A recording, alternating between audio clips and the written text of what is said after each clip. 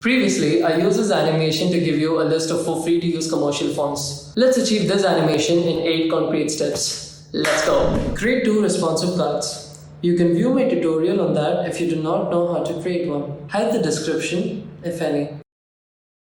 Put the 2 cards in an auto layout frame. I'm going to set the spacing between them as 24 pixels. Choose the vertical fill container for both of them. Create a component, add a variant, duplicate it. Rename the variant values as top and bottom. Extend the first card suitably and reveal the description text.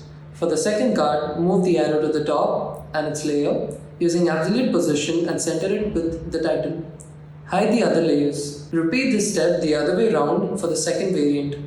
Extend the bottom card and shrink the top one. In the prototype mode, choose the top card in the default variant and connect it to the first one. Choose while hovering, change to top variant, Smart Animate.